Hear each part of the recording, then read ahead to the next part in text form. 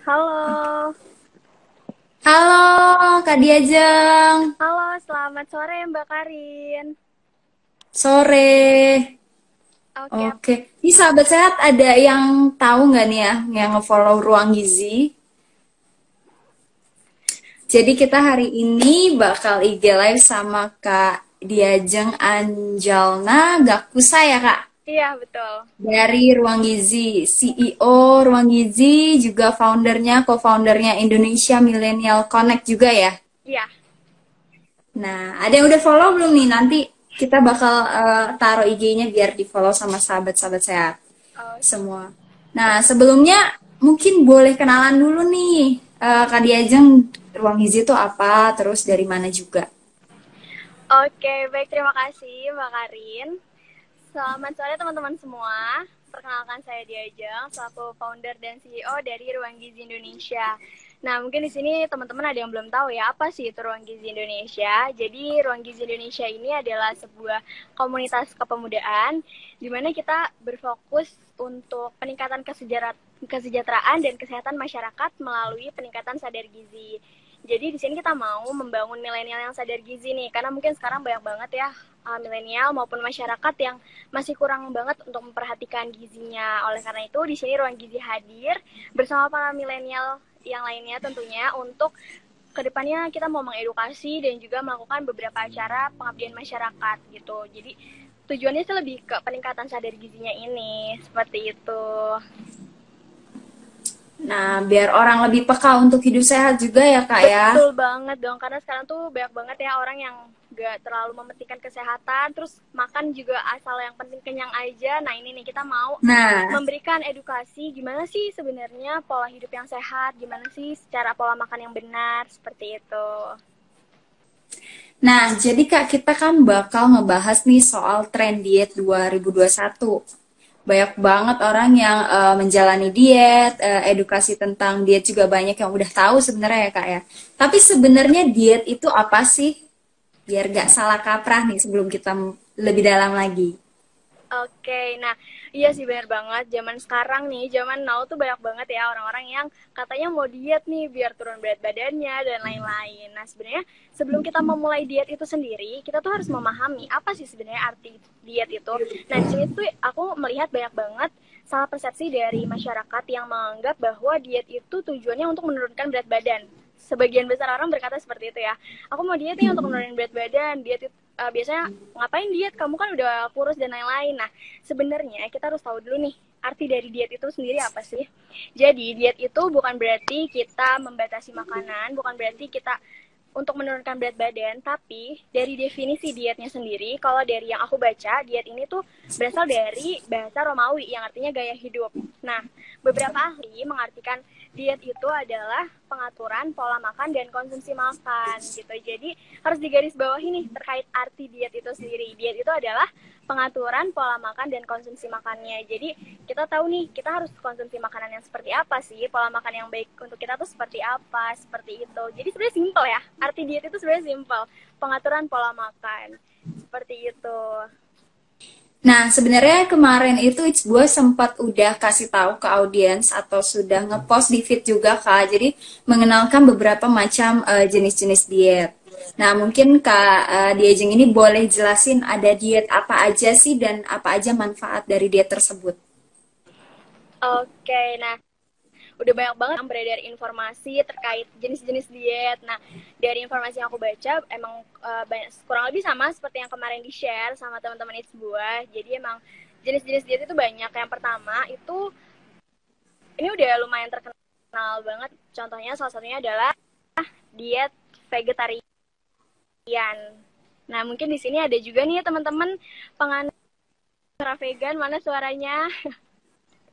Oke, jadi Bukan aku. untuk diet Oke, jadi untuk diet vegetarian ini sebenarnya dibagi lagi nih. Jadi nggak cuma vegetarian. Nah, sebenarnya kita harus tahu dulu nih terkait diet vegetarian tuh apa sih. Jadi diet vegetarian ini biasanya si menerapkan pola diet ini dia mengkonsumsi makanan nabati atau dari tumbuhan aja. Dan biasanya menerapkan diet ini tuh dia menghindari olahan protein hewani seperti daging, ikan, telur, susu lain-lainnya. Cuman berdasarkan diet vegan ini ada 4 kelompok nih. Yang pertama itu ada diet vegan yang mana si diet vegetarian vegan 100% mengkonsumsi protein nabati dan juga tumbuhan, benar menghindari untuk mengkonsumsi susu. Pokoknya dia pure 100% tumbuhan aja. Nah, lanjut nih ke diet selanjutnya, itu ada diet puasa atau diet intermittent fasting. Nah, ini mungkin udah nggak Asing lagi ya. udah nggak asing lagi buat kita semua, karena emang orang masyarakat Indonesia itu emang sudah terbiasa ya untuk melakukan puasa. Nah, jadi ada juga beberapa orang yang menerapkan diet ini. Nah, intermittent fasting itu apa sih? Jadi kalau untuk diet puasa ini, dia itu lebih mengatur waktu makannya dia. Jadi misalnya dia nggak mengurangi makanannya, cuman dia lebih ke pengaturan waktunya. Nah, untuk diet puasa atau intermittent fasting ini juga ada jenis-jenisnya nih. Jadi untuk intermittent fasting ini yang pertama ada 16/8. Nah, jadi itu diet yang 16/8 ini itu metode puasa di mana dia misalnya dalam 16 jam itu dia nggak makan gitu. Terus nanti baru konsumsi makan lagi setelah di 8 jam ini gitu. Jadi dalam Tapi misalnya itu bebas ya Kak, di jam berapanya tuh ya, bebas. bebas. Jadi biasanya mereka ini menentukan sendiri kira-kira mau puasa di jam berapa selama 16 jam. Lalu selama 8 jamnya itu mau kapan, itu biasanya mereka menentukan sendiri gitu. Nah, kalau pada saat puasa atau tidak mengkonsumsi makanan itu, mereka biasanya mengkonsumsi beberapa minuman. Jadi nggak benar-benar kosong, tapi tetap ada yang dikonsumsi berupa cairan supaya menghindari dehidrasi juga. Terus selanjutnya itu ada diet 5/2. Nah, ini mungkin udah nggak asing lagi ya bagi kita. 5/2 kemarin sempat dibahas juga di fitnya Sehat Bareng It's Buah. Kalau untuk lihat diet 5/2 ini dilakukan dengan cara mengurangi jumlah konsumsi hingga 25% dari jumlah normalnya. Nah, itu sekitar 500 sampai 600 kalori per hari gitu. Nah, kalau untuk metode 5/2 ini dilakukan biasanya 2 hari per minggu gitu. Jadi tapi nggak berurutan. Misalnya nih dari Senin sampai hari Minggu itu ada 2 hari di mana kita menerapkan 5/2 ini. Kita benar-benar hanya mengkonsumsi 500 kalori atau kurang lebih seperti 1 kali makan aja gitu. Jadi untuk konsumsi makan 5 harinya itu seperti biasa, tapi dalam 2 hari, dalam seminggunya itu diterapkan seperti itu. Jadi kurang lebih kalau untuk diet 5/2 seperti itu. Nah, untuk yang menjalankan diet ini, biasanya untuk 5 hari makan normalnya itu dia juga nggak berturut-turut. Misalnya nih, dari Senin sampai Minggu ya, aku umpamakan di hari Selasa dan Kamisnya dia itu puasa seperti itu. Mungkin kalau dalam Islam mungkin ada yang menerapkan puasa Senin Kamis seperti itu ya. Jadi ada 2 hari yang memang dia hanya mengkonsumsi 500 kalori aja. Seperti itu. Nah, kalau untuk diet puasa ini, tadi kan ada 3 jenis ya. Nah, ini sebenarnya nggak menimbulkan efek samping, justru bagus ya, karena memang organ tubuh kita itu butuh istirahat. Karena kan kita udah makan nih tiap hari, terus kita ngemil, kita konsumsi apapun, nah itu tubuh kita memang membutuhkan waktu istirahat. Nah, si diet puasa ini kalau misalnya kita melakukannya, ini bagus untuk organ tubuh kita supaya menormalkan kembali kerja organ tubuh kita seperti itu. Nah, cuman untuk diet puasa ini nggak dianjurkan untuk beberapa orang seperti ibu hamil atau menyusui, terus juga untuk orang-orang yang sedang menjalani pengobatan tertentu. Nah, itu tidak dianjurkan untuk melakukan diet puasa ini. Itu tadi ada 2 diet yang udah kita bahas. Terus juga yang nggak kalah tren dari 2 diet itu ada diet keto. Nah, mungkin di sini udah banyak banget ya yang sering dengar diet keto, atau mungkin di sini ada yang sedang menjalaninya diet keto. Oke, nah kita mau bahas nih diet keto. Diet keto itu apa sih? Jadi diet keto itu adalah diet yang dilakukan dengan cara menerapkan pola makan rendah karbohidrat tapi tinggi lemak dan protein. Seperti itu. Jadi bisa dibilang untuk konsumsi karbohidratnya itu sangat rendah. Bahkan orang-orang yang diet keto biasanya itu makanan pokok ya, seperti nasi. Untuk orang-orang yang menjalankan diet keto ini dalam memilih makanan terutama sangat menghindari yang tinggi karbohidrat seperti itu. Nah, kalau untuk diet keto ini biasanya standarnya itu mereka pola makannya berupa 75% mengonsumsi lemak, 20%-nya mengonsumsi protein, dan 5%-nya mengonsumsi karbohidrat. Nah, ini karbohidratnya sangat kecil ya. Terus selanjutnya ada juga diet keto yang tinggi protein. Nah, untuk yang tinggi protein ini biasanya dia mengonsumsi proteinnya lebih banyak. Jadi biasanya dia tuh hanya memakan lauk pauk aja. Nah, biasanya protein itu kan didapatkan dari lauk pauk ya. Nah, kalau untuk yang tinggi protein ini biasanya mereka menerapkan 60% lemak, 5% karbohidrat, masih sama, karbohidratnya hanya 5% dari kebutuhan, dan proteinnya itu 35%. Gitu. Jadi memang untuk yang diet keto ini sangat rendah mengonsumsi karbohidratnya. Nah, namun di balik semua itu masih banyak banget sih dari masyarakat kita yang bertolak belakang nih sama diet keto ini karena bertolak belakang dengan kesehatan ya. Seperti itu. Masih pro dan kontra ya, Kak ya? Iya, betul, masih banyak banget pro dan kontra. Mungkin untuk beberapa terapi itu ada yang menerapkan diet ini. Cuman kalau untuk kita yang sehat itu sebaiknya memang kita kan memang butuh karbohidrat ya. Jadi untuk konsumsi karbohidrat sendiri itu kita memang harus sesuai dengan kebutuhan. Nah, untuk diet keto itu sendiri. Gimana kalau misalnya agak aku kasih pertanyaan sedikit, Kak. Misalnya Boleh? diet keto ini kan mengurangi sayur-sayuran, buah-buahan, seperti itu ya. Apakah Iya. itu boleh juga ya? Karena kan kita membutuhkan antioksidan dan nutrisi vitamin-vitamin lainnya gitu ya, Kak. Oke, nah sebenarnya kalau itu nanti masuknya ke diet seimbang sih harusnya. Memang untuk diet yang paling ideal itu diet gizi seimbang. Untuk diet keto ini memang karena dia kurang banget mengonsumsi karbo, terus mengonsumsi sayur dan buah-buahan. Ini menimbulkan beberapa efek samping karena pastinya tubuh kita memang membutuhkan vitamin dan mineral yang tinggi ya kan, apalagi si karbohidrat itu sendiri sebagai sumber energi utama kita. Nah, sehingga kalau untuk diet keto itu sendiri biasanya yang menerapkan diet ini itu akan kekurangan asupan karbohidrat sehat seperti dari buah-buahan karena biasanya buah itu ada karbohidratnya kan. Seperti buah-buahan, terus gandum utuh, kacang-kacangan, biji-bijian, dan juga sayuran yang kaya akan karbohidrat. Nah, terus juga bisa kehilangan vitamin dan mineral yang dibutuhkan oleh tubuh. Seperti itu. Terus juga karena tadi seperti yang udah aku bilang, untuk diet keto ini ada yang menerapkan tinggi protein. Nah, ketika kita menerapkan diet tinggi protein ini yang terlalu sering, itu akan menimbulkan gangguan ginjal gitu. Jadi kalau misalnya kita mengonsumsi protein yang berlebih dari anjuran konsumsinya secara terus-menerus itu akan menimbulkan gangguan ginjal. Seperti itu. Terus juga untuk diet keto ini bisa menimbulkan ketoasidosis yang mana ini sebuah kondisi berbahaya yang paling banyak dialami oleh penderita diabetes tipe 1. Seperti itu teman-teman terkait diet keto.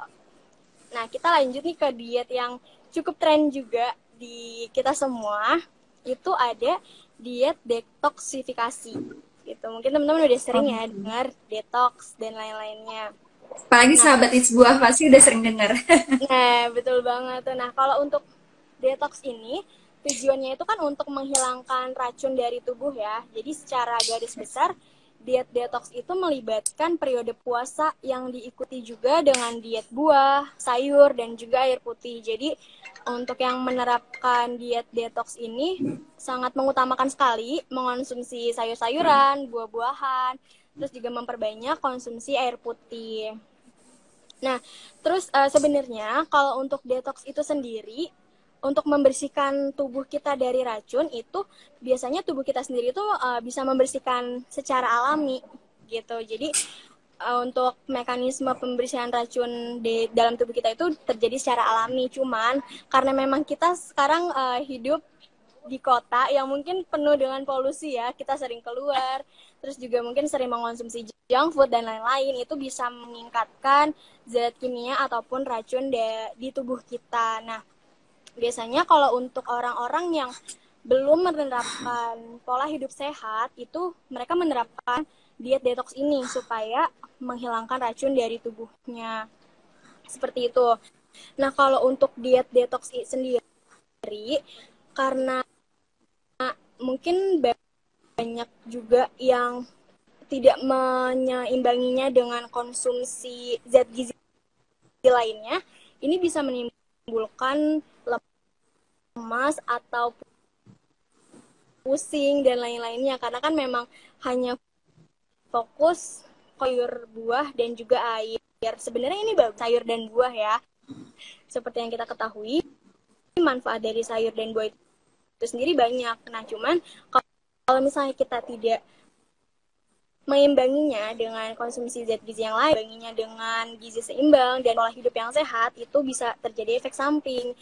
Nah, aku mau nambahin satu nih Kak Diajeng. Jadi namanya diet HHC. Jadi kepanjangannya itu Healthy Habit Challenge. Nah, itu merupakan diet yang sedang mau di-announce, sudah di-announce sebenarnya, di feed juga sudah sering diumumkan atau sudah sering dikasih tahu gitu ke audiens. Tapi mungkin banyak yang masih belum tahu kali ya, apa sih HHC, jenis diet seperti apa. Jadi sebenarnya diet HHC ini dibuat karena banyak permintaan dari pelanggan atau sahabat It's Boy yang fokusnya tuh jaga berat badan, biar badannya ideal, terus melakukan setelah detoksifikasi gitu kan, biar tetap BB-nya tetap ideal pokoknya gitu. Jadi It's Buah dan juga ada Nutri Coach-nya It's Buah juga, nutritionist spesial It's Buah, menggabungkan beberapa program metode diet, membentuk kebiasaan habit hidup sehat, tapi selama 60 hari gitu. Jadi namanya Healthy Habit Challenge gitu. Peserta diet HC ini berhasil menjalani program. Jadi diharapkan tuh biar mereka punya mindset yang benar tentang diet dan punya kebiasaan hidup sehat juga. Nah, jadi intinya sih mirip-mirip diet seimbang juga Kak, karena menggabungkan diet 52 dengan detoksifikasi. Malah detoksifikasinya sangat sedikit gitu. Dan sebenarnya tuh ada nggak sih Kak diet khusus yang dilarang pada penyakit-penyakit tertentu atau memang yang dikhususkan untuk penyakit-penyakit tertentu? Misalnya kan kayak beberapa penyakit degeneratif gitu. Oke, jadi terkait diet untuk penyakit-penyakit tertentu itu biasanya memang ada diet tersendiri. Nah, biasanya kan kalau misalnya di rumah sakit atau seseorang sedang mengalami proses perawatan atau terapi diet, itu biasa kita lihat terlebih dahulu penyakitnya itu apa, dan kita sesuaikan juga dengan kondisi tubuh si pasien ini atau si orang tersebut yang sedang menjalankan diet. Mungkin beberapa contoh diet untuk penyakit itu, contohnya ada diet untuk yang TBC atau paru-paru, itu biasanya dianjurkan untuk mengonsumsi diet TKTP atau tinggi kalori, tinggi protein. Untuk yang mengalami gangguan ginjal itu dianjurkan untuk mengonsumsi diet yang rendah protein. Berbagai penyakit itu ada dietnya masing-masing gitu ya Kak ya. Mungkin Ya, lebih betul. ke tadi udah ada pertanyaan nih Kak dari Niasti dan juga Widya Ningsih, udah ada 2 pertanyaan. Jadi cara memilih diet yang tepat itu seperti apa? Oke, jadi untuk diet yang tepat, kita kan udah tahu nih apa arti diet itu. Diet itu kan pengaturan pola makan ya. Jadi untuk diet yang tepat, yang paling tepat ini adalah pertama, itu dietnya itu kita harus mengonsumsi makanan sesuai dengan isi piringku. Nah, untuk isi piringku ini yang dianjurkan oleh Kemenkes, jadi dalam 1 kali makan, itu kita bagi 2 nih piringnya, terus 2/3 dari piring terisi dengan makanan pokok. Nah, lalu untuk 1/3 lainnya kita isi dengan lauk pauk. Nah, terus untuk porsi makanan pokok itu harus sama dengan porsi sayuran. Jadi kalau misalnya kita makan nasi 100 gram, itu sayurannya juga harus 100 gram, seperti itu. Nah, lalu untuk 1/3 lainnya itu harus kita konsumsi buah-buahan. Jadi dalam satu kali makan itu berisi makanan pokok, protein hewani, protein nabati, sayuran dan juga buah-buahan. Seperti itu untuk pola makannya sesuai dengan isi piringku. Nah, selanjutnya nggak cuman isi piringku aja, tapi kita juga harus imbangi juga dengan pola hidup sehat dan juga aktivitas fisik. Jadi untuk aktivitas fisik itu dianjurkan minimal 30 menit setiap hari. Atau mungkin kalau yang belum terbiasa untuk setiap hari itu boleh dibiasakan minimal 3 kali seminggu, terus mulai dibiasakan setiap hari. Nah, untuk dalam satu kali sesi aktivitas fisiknya itu bisa 30 menit, seperti itu. Nah, terus selanjutnya kita juga harus mengonsumsi air putih minimal 8 gelas hari gitu. Jadi air putih ini kan emang bagus juga ya untuk kesehatan. Jadi minimal minum air putihnya 8 gelas sehari. Terus juga harus dibarengi dengan pola hidup bersih dan sehat. Nah, jadi biasanya mungkin kalau sebelumnya sebelum ada corona ini kita masih belum memperhatikan kebersihan, itu jangan cuman pas lagi COVID aja nih kita menerapkan PHBS, tapi seterusnya juga harus terapkan. Jadi itu 4 pilar gizi seimbang. Terus juga satu lagi nih yang terakhir, yang paling penting, kita harus sering mantau berat badan. Jadi jangan fobia sama timbangan, jangan malah takut kalau misalnya ada timbangan. Justru kita harus tahu nih tubuh kita tuh ideal atau enggak sih, seperti itu. Dan untuk mengetahui tubuh yang ideal, biasanya itu kita menggunakan perhitungan IMT atau indeks massa tubuh. Jadi kita nggak bisa langsung ngejudge diri kita ini kurus banget atau mungkin gemuk banget kalau misalnya kita belum mengetahui IMT dari tubuh kita. Seperti itu. Nah, untuk gimana cara menghitung IMT dan gimana contoh isi piringku itu udah di-share sama Ruang Gizi. Bisa teman-teman scroll di feed-nya Ruang Gizi, itu ada penjelasannya terkait gizi seimbang. Seperti itu. Jadi itu yang diet yang paling tepat untuk kehidupan sehari-hari kita, untuk lebih sehat. Mungkin untuk yang mau menurunkan berat badan, naikin berat badan, itu bisa menggunakan diet gizi seimbang ini gitu. Cuman memang ada beberapa hal yang harus diperhatikan lagi. Mungkin kalau misalnya untuk menurunkan berat badan ada beberapa bagian yang harus kita turunkan gitu. Jadi tapi tetap prinsipnya dengan diet gizi seimbang. Seperti itu. Nah, ini ada pertanyaan tadi dari Irawati Junaini. Jadi makan sayur sedikit dan buahnya selama ini tanpa karbo, sedikit protein juga, tapi badannya terasa enak. Tapi bagaimana untuk jangka panjang? Apakah boleh tuh, Kak? Oke, nah berarti ini kurang lebih sama seperti diet dibilang menghindari karbohidrat dan juga mengonsumsi sayur buah, tapi proteinnya juga sedikit ya. Nah, kalau ini sebenarnya memang sih badan kita akan terasa lebih enteng karena jelas pasti sedikit ya, apalagi cuman mengonsumsi sayur dan buah aja. Untuk sayur dan buah sendiri itu bagus untuk tubuh kita karena memang punya kaya akan manfaat, tapi juga membutuhkan zat gizi lainnya seperti karbohidrat, protein, dan lemak. Nah, kalau misalnya kita nggak memenuhi zat gizi lainnya, kita hanya memenuhi vitamin dan mineral aja, itu akan berdampak secara jangka panjang sih, seperti itu. Mungkin sekarang kita ngerasa badan kita enteng, tapi kan nanti ke depannya mungkin bisa jadi tubuh kita itu kekurangan jangka panjang, itu bisa menimbulkan kekurangan energi kronis atau bahkan marasmus, seperti itu. Jadi memang harus diimbangi juga karbohidratnya, proteinnya, lemaknya, tapi jangan buahnya. Itu udah konsumsi sayur dan buahnya banyak, nah tapi harus lebih diimbangi lagi dengan zat gizi lainnya. Seperti itu. Oke, nah ini juga ada dari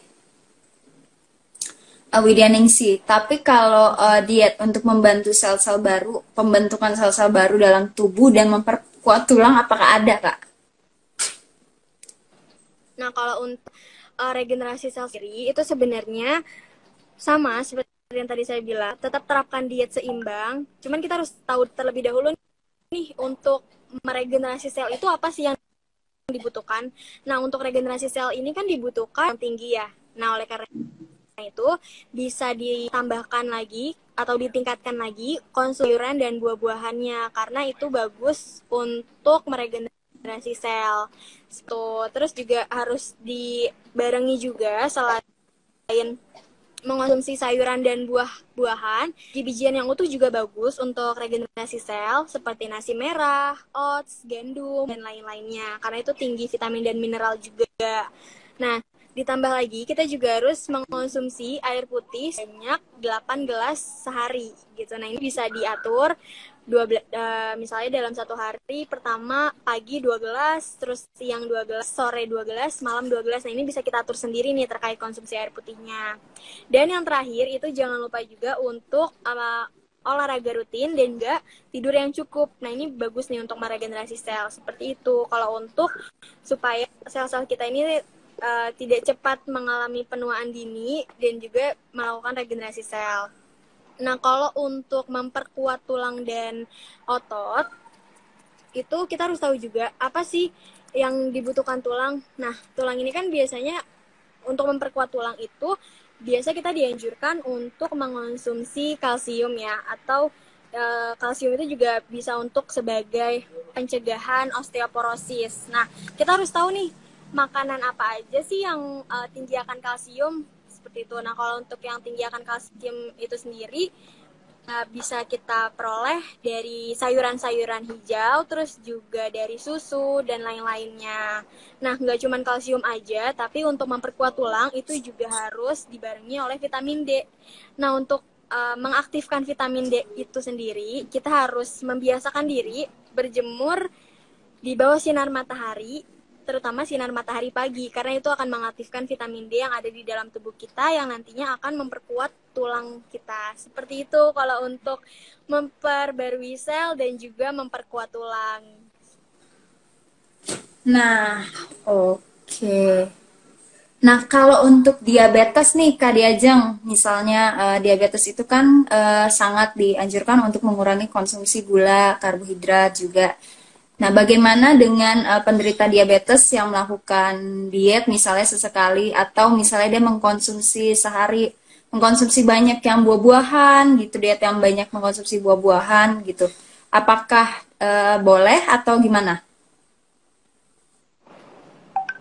Oke, nah kalau untuk diet diabetes sendiri itu ada penata laksanaan dietnya sendiri, jadi tetap menganut atau menerapkan diet seimbang, cuman memang ada beberapa tips atau langkah-langkah untuk menerapkan diet diabetes tersebut. Nah, untuk diet diabetes sendiri juga dia banyak tipenya, ada tipe 1, 2, dan 3. Nah, itu sesuai kembali lagi dengan kebutuhan atau kondisi orang tersebut seperti itu. Nah, kalau untuk diet diabetes itu biasanya dia dianjurkan untuk makan 3 kali sehari sama seperti pada orang umumnya, dan kalau bisa jangan sampai telat makan karena akan menimbulkan biasanya merasakan hipoglikemia seperti itu. Nah, biasanya untuk diet diabetes sendiri itu ada anjurannya juga dari ahli gizinya untuk diet-dietnya seperti itu. Jadi kalau untuk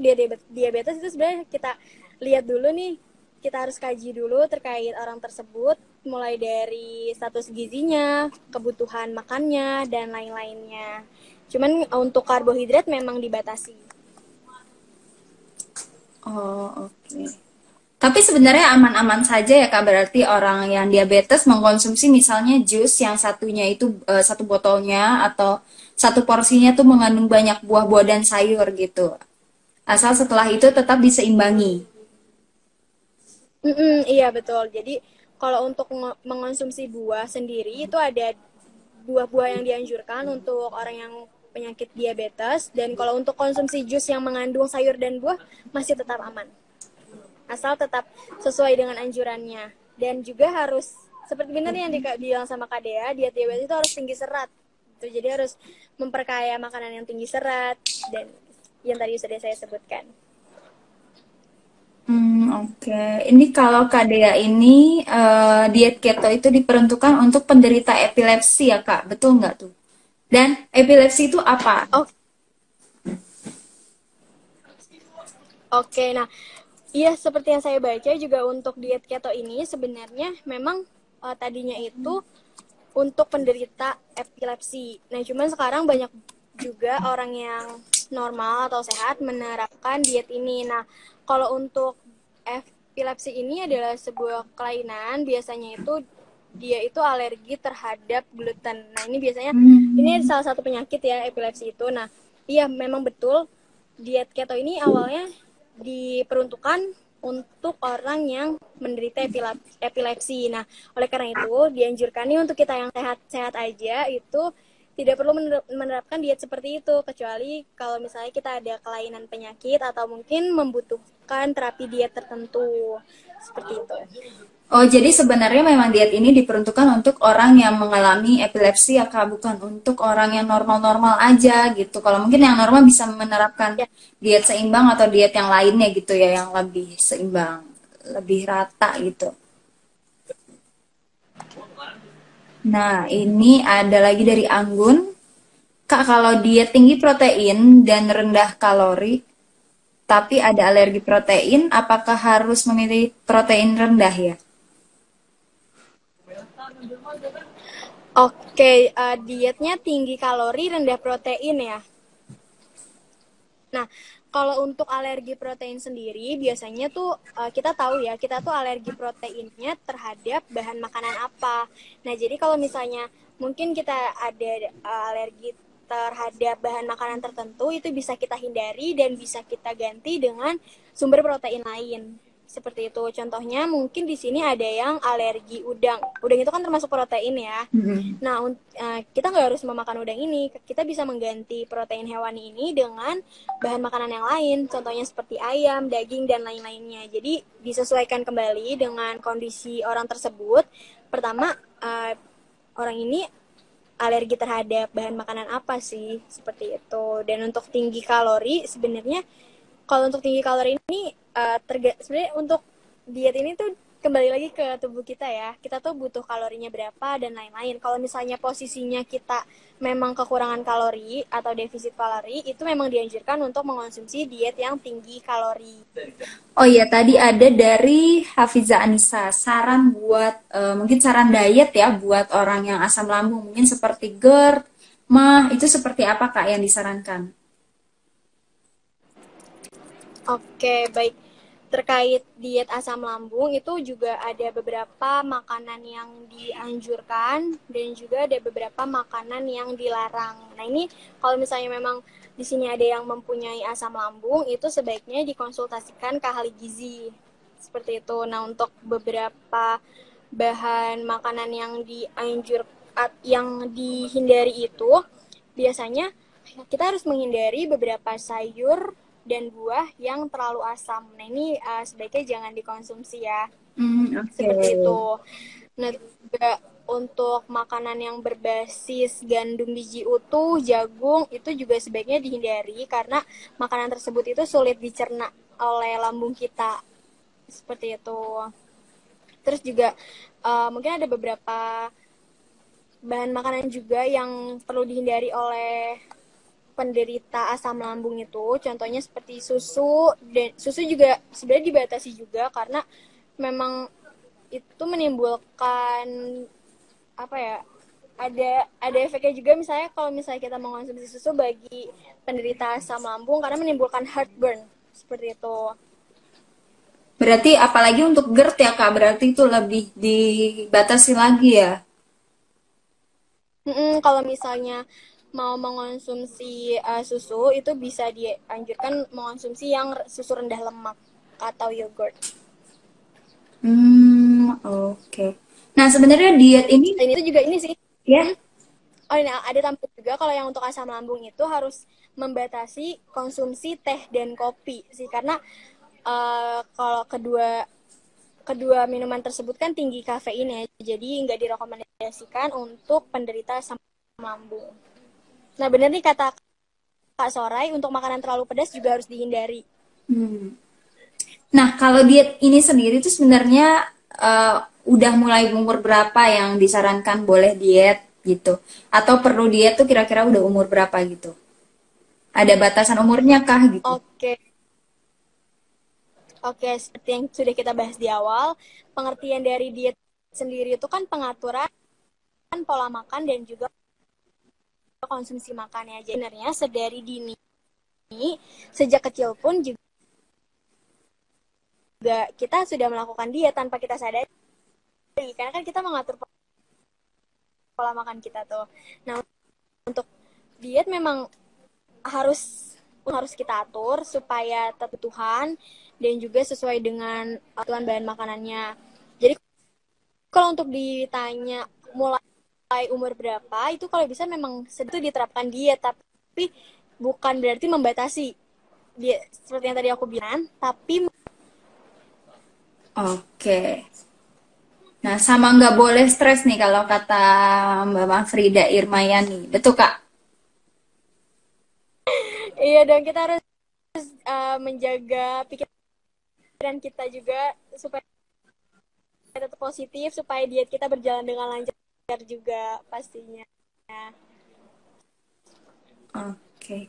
Mungkin akan jadi last question kali ya. Kalau misalnya untuk mewujudkan body goals atau memang untuk menurunkan berat badan sebenarnya nggak cuma diet aja ya Kak ya. Bisa didukung olahraga juga atau ada tambahan lain Kak?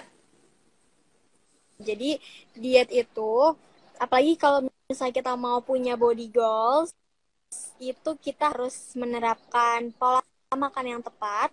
Selain pola makan yang tepat, kita juga harus mengonsumsi aneka ragam bahan makanan. Jadi jangan pilih-pilih nih, kita harus konsumsi seperti yang tadi aku bilang, kebutuhan karbohidrat, lemak, protein, vitamin. Selain itu, kita harus imbangi dengan olahraga rutin, berat badan, dan juga berperilaku hidup bersih dan sehat. Terima kasih banyak buat Kak Diajeng, walaupun hari ini kita terputus-putus. Mungkin next time bisa IG Live lagi saat koneksinya bagus ya. Suaraku masih kedengeran Ya, nggak? terdengar kok. Ya, semoga bisa berkolaborasi lagi bersama It's Buah. Thank you It's Buah atas kesempatannya. Terima kasih banyak Kak Diajeng. Semoga Ruang Gizi sukses terus ya. Oke, terima kasih juga Baik, buat begitu juga sahabat dengan semua. It's Buah.